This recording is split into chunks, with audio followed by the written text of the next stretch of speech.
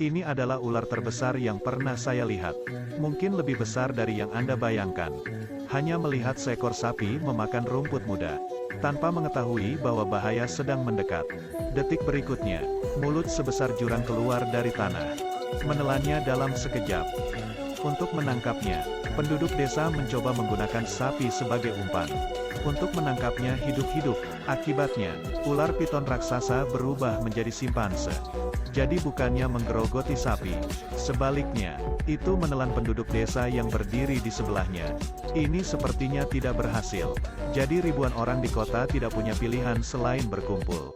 Mereka membawa bahan peledak dalam jumlah besar, dan mulai bekerja di pintu masuk gua.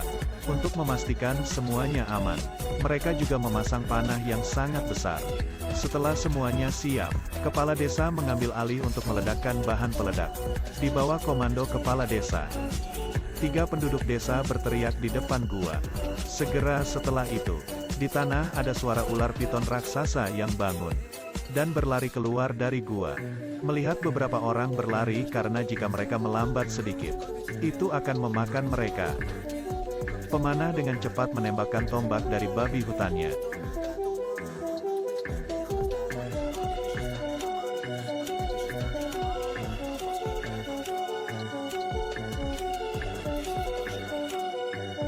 Sebagai hasilnya, seorang penduduk desa dimakan. Dan pada saat itu, piton yang licik merasakan ada sesuatu yang salah dan mulai mundur ke garis. Kepala desa ingin meledakkan bom, tapi Pedro menghentikannya, karena hanya ada satu kesempatan. Penduduk desa tidak punya pilihan selain melemparkan granat ke ular itu. Untuk memprovokasinya dengan cara ini, di bawah serangkaian kegiatan panik, piton sepenuhnya diprovokasi dan dibebankan ke kerumunan.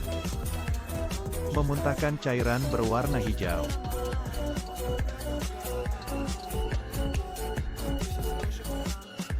Piton itu berada dalam jangkauan bom. Kepala desa dengan cepat menekan tombol.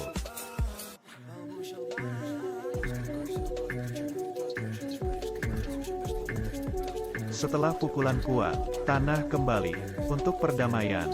Tepat ketika semua orang mengira dia telah berhasil, mereka tidak menyangka ular sanca raksasa itu muncul di puncak gunung. Dan segera membuka mulutnya. Dia mulai meludah.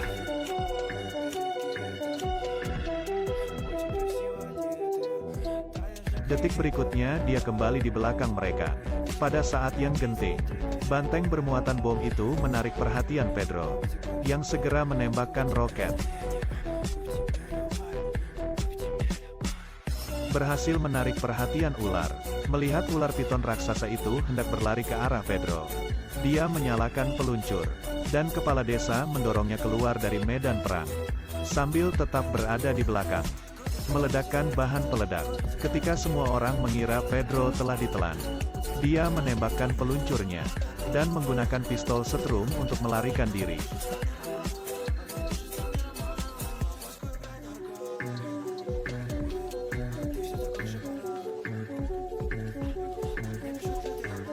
Beberapa detik kemudian, setelah jam yang panjang dan menyiksa, piton raksasa akhirnya berhenti bergerak.